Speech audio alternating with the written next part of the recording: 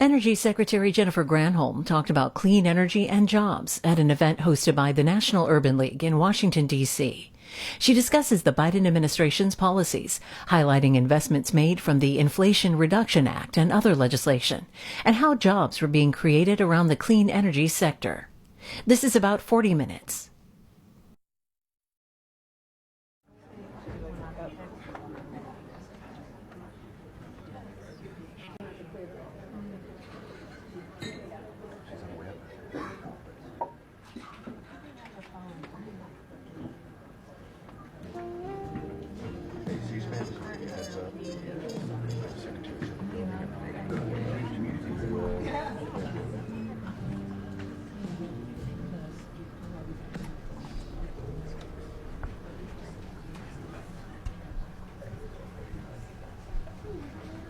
Good morning.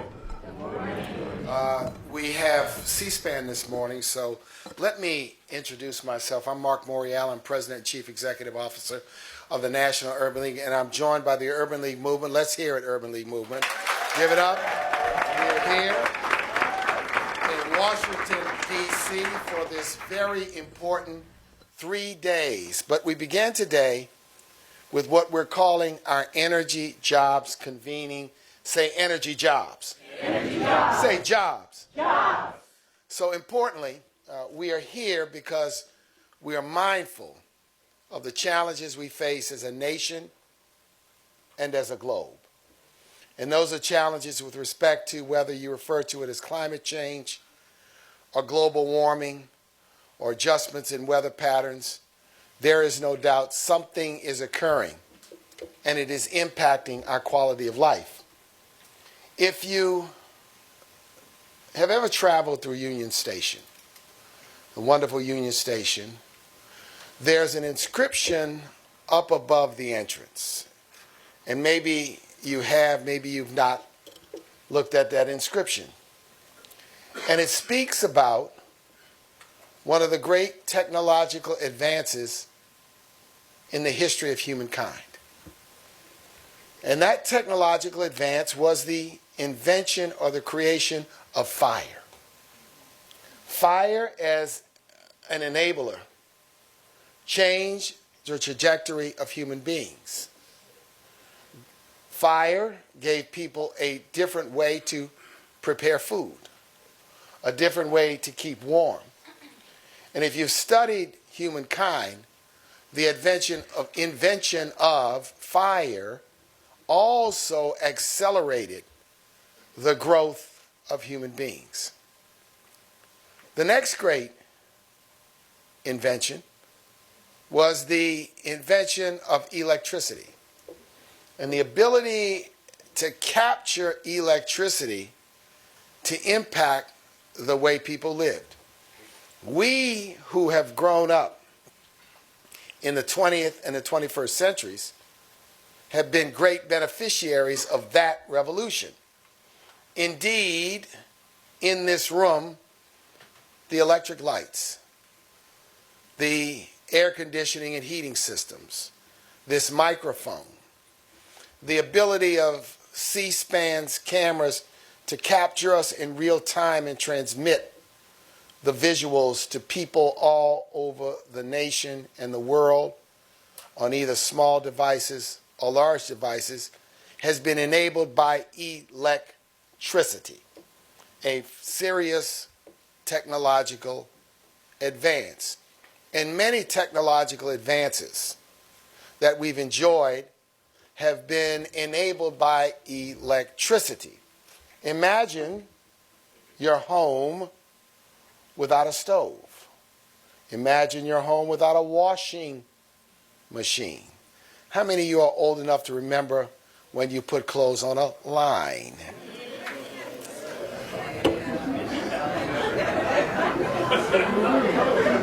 Our lives have been changed by electricity. Electricity has to be generated and created. It has to be produced. And the methodologies of producing electricity have changed and advanced, so the methodologies of producing power have changed and advanced over humankind. But like so many inventions that we enjoy, there's always a plus, and then there are challenges to that. And the challenges to the modern world, whether it be electricity or the internal combustion engine, or other things that have improved significantly our quality of life, now also present challenges to us as human beings, as Americans, as people in communities. And it is in this moment in time when policymakers, business leaders, faith leaders, community leaders, labor leaders, and people are indeed grappling with how to ensure that the inventions and those things that we have and use that have improved our quality of life, that helped us live longer, have helped us live healthier, are going to continue to be available to us in the 21st century, and in a way and in a fashion that does not have significant detrimental impacts. That's the challenge before us. I like to break it down, because sometimes in the discussion about renewable energy, it can become scientific and esoteric. It can become confusing as we seek to understand this reality. We are challenging ourselves today, but we're challenging those in government, those in the private sector, those in the labor community, those who are decision makers about this transition, that we insist, we demand to be at the table. To be at the table to discuss, to participate, to be stakeholders in not only the decision making, but the execution of this change. President Biden took on this challenge and passed a blueprint bill, which includes an abundance of provisions in it with regard to renewable energy and this transition. We have to unpack, educate, and understand what that blueprint looks like so that we can fully indeed participate in it. No one is better situated than the National Urban League affiliates, and the Urban League movement to play a constructive role in this and on this issue than we are, because we're connected in 92 communities. Because we don't speak about Black Americans, we don't speak about communities of color, we don't speak about Americans who are left out of the economic system. We are that. We represent that. That's our mission. That's our purpose. That's our raison d'etre. That's our reason for being. And so when we're at the table, we come with authenticity. Not with just studies and analysis, but with a voice. And where does that lead us? It leads us to what I shared earlier today. It leads us to a desire to understand the jobs transition that's taking place. To realize that the new jobs that are being created broadly in this transition are jobs that require technical skills, that pay higher than the average American job, but also jobs where historically our community has been what? Underrepresented. So we're here to take a step forward and accelerate our participation in this industry. Secondly, business opportunities. Say business opportunities. We, as I said earlier, are not satisfied with being consumers alone. We need to be producers involved in, we cannot close the wealth gap in this country, unless we can build businesses owned by people of our community of size and scale. And in this new industry, there are opportunities, but we need open doors. We need access to capital. We need our young entrepreneurs to know that they're not going to be standing outside with their face pressed against the glass looking in, but that they're going to be inside of the glass participating in all of these discussions. So this Energy Jobs convening is about all of that. And I'm excited, and we want to thank all of our partners who are here today. Let's give them all another round of applause. You've heard from many of them. Thank you for being here today. In a moment, I'll have the honor of introducing Secretary Jennifer Granholm, the Secretary of Energy. She works in the President's Cabinet. She is a former governor of Michigan. I'll introduce her in a minute. But before doing so, I have the distinct privilege and pleasure of introducing Dwayne Pickett. Now, please don't get confused. Dwayne is not a brother of the late, great Wilson Wicked Pickett. They share the same name, and Dwayne, I don't know if you want to be called Dwayne Wicked Pickett, but if so, you might find your way at the Grammys. But I'm proud. This gentleman is Vice President of Clean Hydrogen Market Development at Constellation. And he is working at Constellation to develop their participation in clean energy solution marketplace initiatives. His mission, to help customers and communities meet their decarbonization goals and combat, if you will, the changes that take place by switching to the use of clean hydrogen. Now, all you Michigan, University of Michigan Wolverines, Big Blue, don't get mad, because Dwayne graduated from honors from the Ohio State University. And he's a proud, proud Buckeye, but today he is an urban leaguer. Ladies and gentlemen, Dwayne Pickett.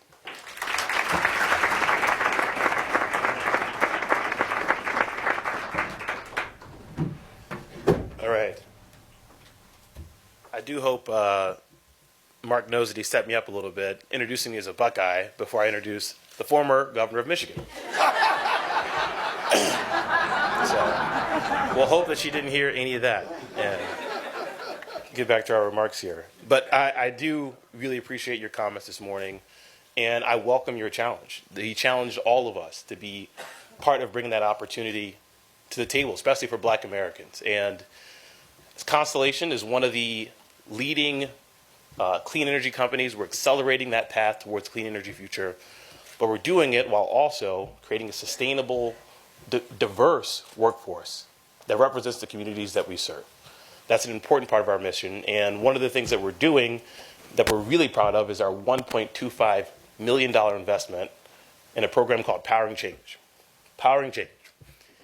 This program, in partnership with the National Urban League, the National Urban League has put 1,600 people in living wage apprenticeship jobs. Round of applause, 1,600. We're working with the Urban League chapter in Rochester, New York. That's near our Gannett facility, our Gannett Clean Energy Center. We're working with the Urban League in Springfield, Illinois. We're working with the Urban League all over the place. And I'm struck by comments earlier today from Mr. Harris on a panel where he said, what did he say? He said, many hands make light work, right? Constellation, the Urban League, that's a strong partnership. And through that partnership, we're doing that training. We are bringing down barriers, right? We're advancing opportunities and giving folks the skills to be part of that future. And I'm going to make it my life's mission the rest of my years to do that here at Constellation. So I appreciate your remarks. But today, I've got the remarkable honor of introducing someone who's been doing this work on green energy jobs and environmental justice, the Honorable, the Remarkable United States Department of Energy Secretary Jennifer Granholm. Round of applause. Round of applause. As Constellation's VP of Clean Hydrogen Market Development, I'm so proud and honored to be part of the work that she's doing to make hydrogen part of the clean energy future. And everything that she's doing, the DOE is doing along the way, is holding us, holding industry, holding society accountable to make sure that those benefits are borne by all people. So it's important work, and we're doing it with intentionality at the front of it. There was some conversation earlier today that I thought was really important about the impacts of pollution on black communities. When you think about local pollutants, you think about industrial pollution from industries like aviation or steel making. Those pollutions tend to sit where they are, right? You're making something, you're making pollution, you've got particulate matters, they sit there, people are breathing those things in, and it's been proven to lead to things like asthma, COPD, lung cancer, right? And there was a comment earlier today, the first panel, Mr. Thompson, I think he said that African Americans, the number one reason African Americans are missing class, our kids are missing class, is asthma. I was struck by that. My son has asthma. My mom has asthma. My dad has asthma all around in the black community. I don't have to tell this crowd too often. We are facing the brunt of these negative impacts. So I appreciate those comments today. But now is the time for us to address industrialized pollution. Now is the time. Now is the moment. You've heard about all these opportunities today. We've got to act now. And hydrogen can be one of the ways that we really tackle this problem. By making clean hydrogen, using clean power, like nuclear power, we can bring down industrial pollution by decarbonizing the way that we make these products, the way that we fly, the way that we travel. So as Constellation, we're really proud to be one of the 7 hubs selected by the Secretary and the DOE to produce hydrogen in a sustainable way. Part of their $1 billion investment will go towards our LaSalle Clean Energy Center. We're going to make hydrogen there. With the right policy support, we'll make a lot of hydrogen there. 33,000 tons a year of clean hydrogen, 1,400 jobs, right? This is important stuff that we can do. The Midwest Hydrogen Hub, we've committed that 40% of those benefits will go to underrepresented communities. You can applaud that. You can applaud that. It's a requirement. It's a requirement, but we're proud to do it. We're proud to make it our mission. Really quickly, all this conversation about opportunity has me thinking about my grandfather today. And my grandfather used to tell me a story about when he came back from Vietnam. He was jobless, he had a kid, and needed something to do to protect his family. And his mom told him, hey, go down the street, Campbell's Soup is hiring. So he goes to leave the house, and before he leaves, his mom says, hey, wait, put on your dad's suit and tie. Puts on the suit and tie, leaves the house, walks down the street, sees a long line in front of Campbell's Soup. This is Camden, New Jersey. I'm from Camden, New Jersey.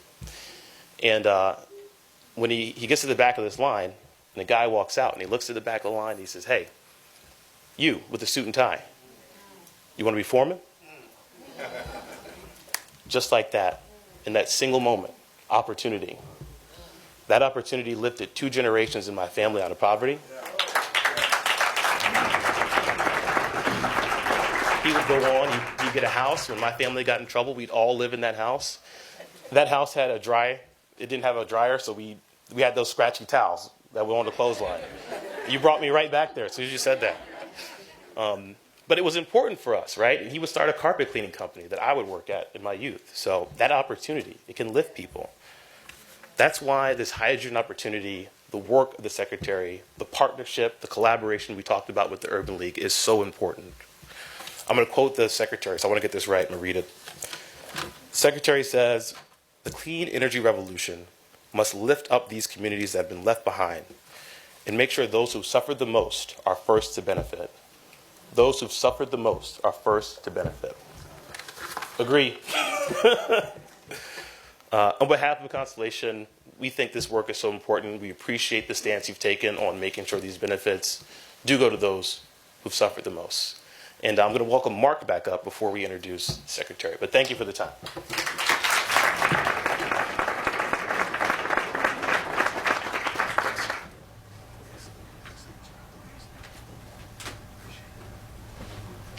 Let's give him another big round of applause. Great remarks, ladies and gentlemen. Without any delay, Madam Secretary, Dwayne is an OSU graduate. your big blue Michigan. Let's suffice it to say the Big Ten is well represented here today. But it is without any delay and with great pride and pleasure that I present to you the 18th Secretary of Energy for the United States of America. Jennifer Granholm has a distinguished career. She served as governor of the state of Michigan from 2003 to 2011.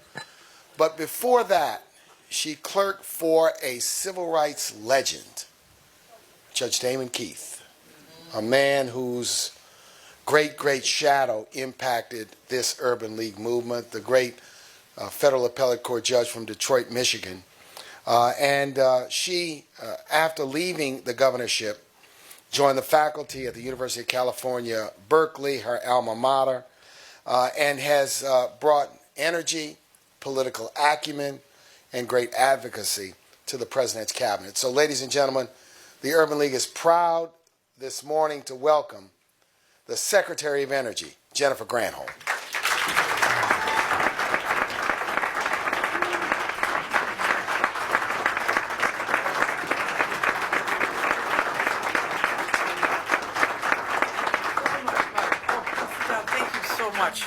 I'm so, it always makes me so happy when somebody refers to Judge Keith because, you know, in your formation, you've got a lot of mentors as you go through life, right? But Judge Keith I used to claim him as my father in Michigan, and he used to call me his fourth daughter. And, you know, it's not just that. It is being infused with the values of Judge Keith every day. So thank you for doing that, for that introduction. And Dwayne, go blue. That's all I'm going to say. Appreciated hearing your remarks and the promise of the hydrogen hubs. Very excited about it. You know, well, let me just say this.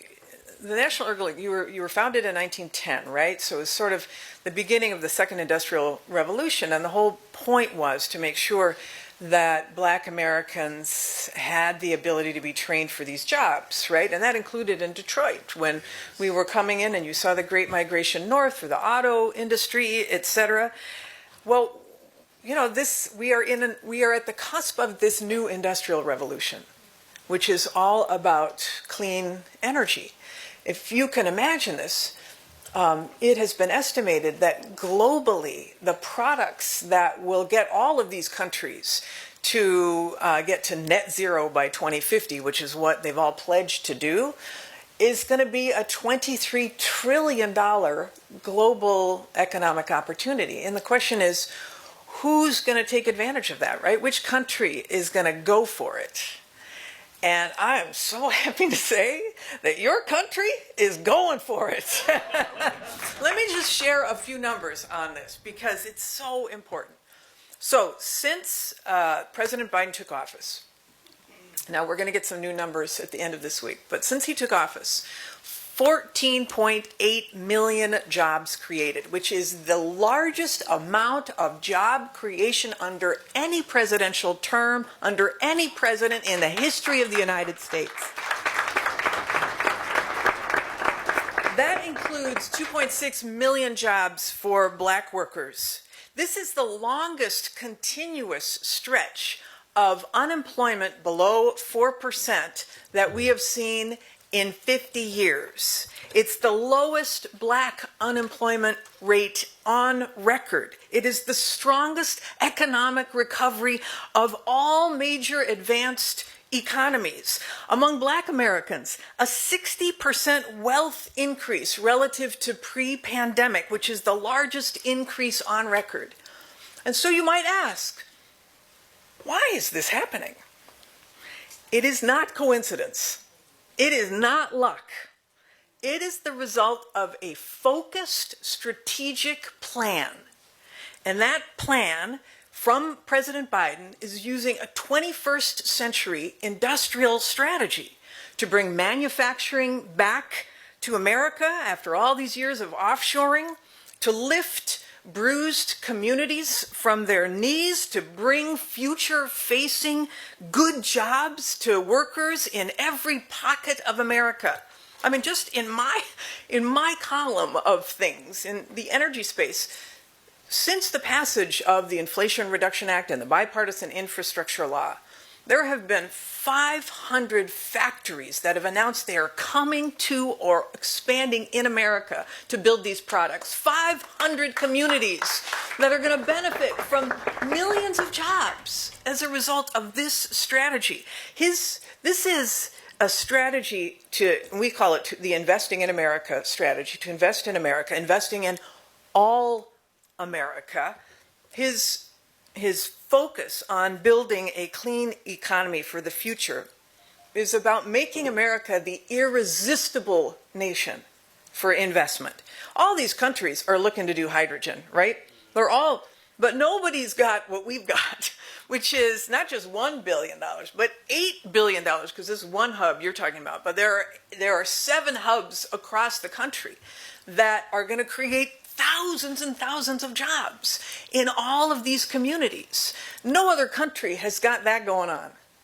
We are the envy of, I can just say, I meet with all of the energy ministers from the other countries, and they're all like, oh my God, you guys are so far ahead.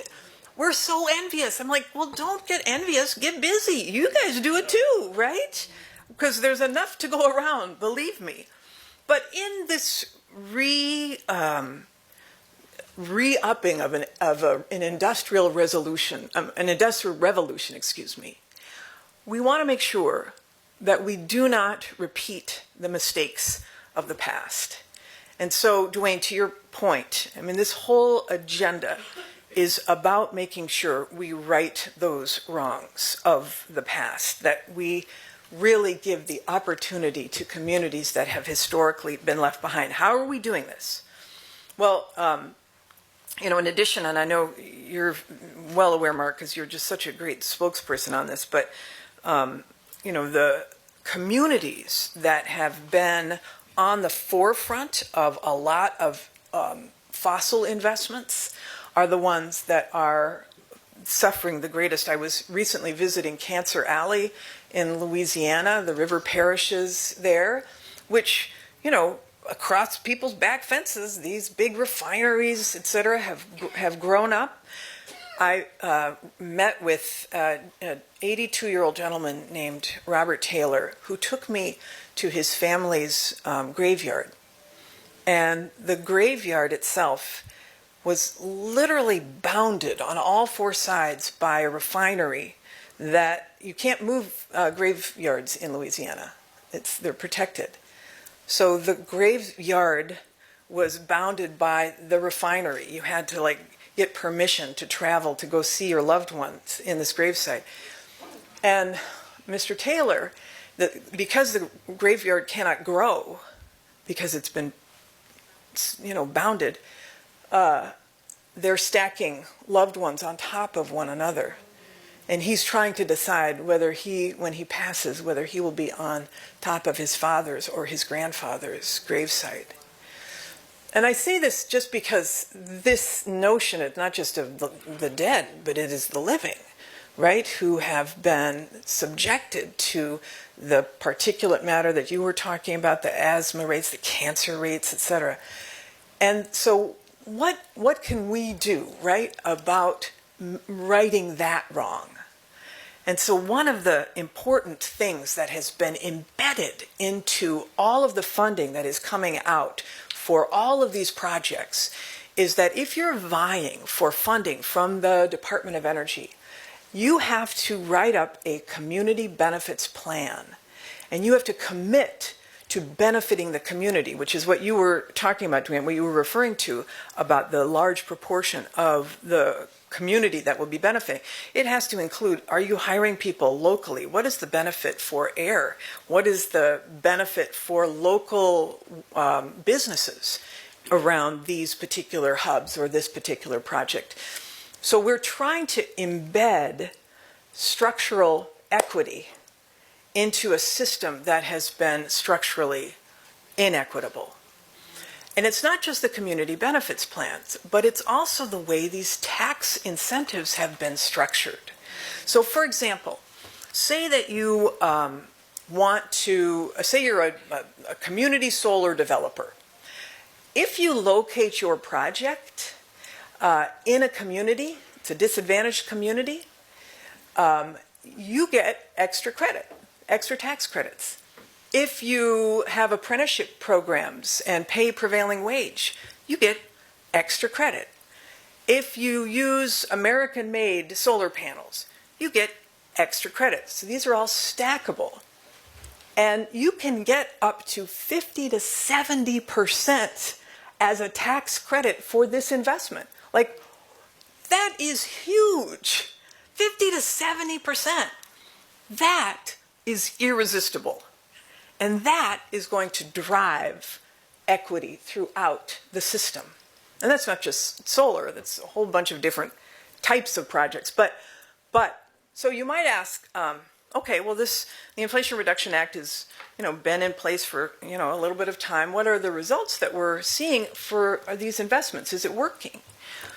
Come to find out, studies that were released just at the beginning of this year said that that there has been 2 times the investment in disadvantaged communities relative to their size compared to other regions. 2 times. So folks, it's working. I'm just saying, it's working, which is really gratifying. The tax credits are doing the work, which is really great. We have our community benefits plans. I mean, in addition to the hydrogen hubs, I would just, because I was just talking about Louisiana, we just also awarded a Louisiana proposal from their Department of Natural Resources. It's called Hubs for Energy Resilient Operations, or HERO. It's $250 million that they got to invest in 285 microgrids around Louisiana, because of course Louisiana is disproportionately harmed often by hurricanes, et cetera, and the microgrids give them resilience.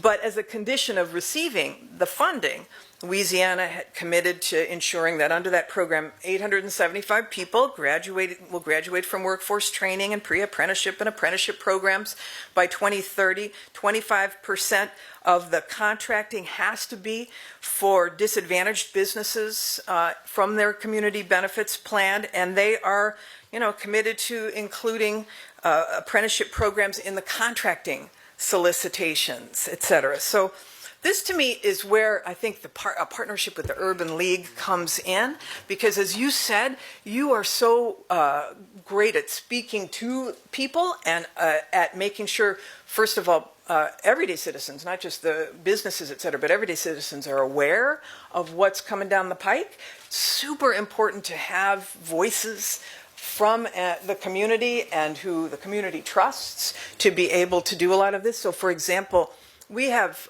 billions of dollars that will be going out through the states to members, to citizens who want to get energy efficient appliances. So if you want to install, an energy efficient, stove or induction stove or a heat pump, et cetera, you can get thousands of dollars of tax credit. You have to meet a certain income threshold, but that's all going to be coming through the states.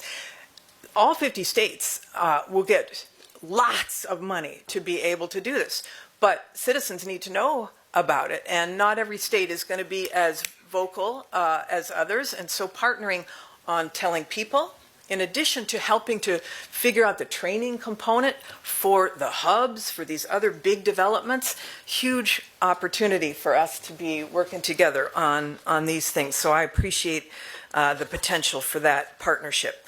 And then I just want to say one other thing about the pipeline of workers that we are really seeking in the Department of Energy. Because of all these jobs being created, we've been giving hundreds of millions of dollars to HBCUs and MSIs to be able to create a workforce for the STEM, the science, technology, engineering, and math jobs that will be created in this energy space. Super important. We're excited about that. We're funding these industrial assessment centers, which is all happening at MSIs and community colleges, to get young people to know how to assess commercial and industrial buildings to reduce their energy footprint, which is exciting work and leads them fully into this whole space, millions of dollars in that. We've got this whole strategy, which is very holistic, from research to development to demonstration to early stage deployment to full-on deployment, to create this industrial energy revolution from the Department of Energy. And we're very, very excited about it. I feel like, I feel so fortunate to be in this position right now, Mark, because of my boss, who's committed to this, and the resources that we have, and the way this train is moving, the partnerships that we've got. We are in the middle of this period of history. And sometimes when you're in the middle of history, it's hard to tell that you're in the middle of it because you may not be aware. But I'm telling you, for those who are in this energy space, you're going to look back and you're going to be able to tell your grandchildren that you were there when this whole new industrial revolution happened. But nothing is a given. We've got to hold on to the gains, right? The fight is not over. And so I'm glad to be in a room full of warriors, because we must continue to battle and cannot let our foot off the accelerator. And in that battle, in the trenches, I'm so glad that you are all there. There's this, I'll just close with this, because some of you may have heard Nancy Pelosi say at one point, where she went to visit a bishop in South Africa, and on the bishop's wall was this prayer: "When at last I stand before the face of God, God will say to me, 'Show me your wounds.' And if I have no wounds, God will ask, 'Was there nothing worth fighting for?'" May we all bear the scars from wounds for fighting, for communities of color, and for this clean energy revolution. I'm so glad to be in the fight with you all.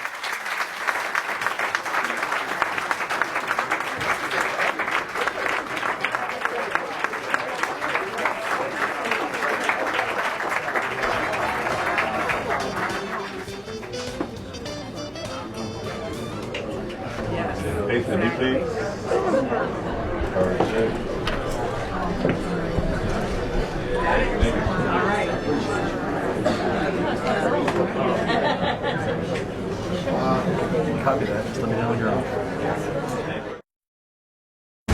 C-SPAN is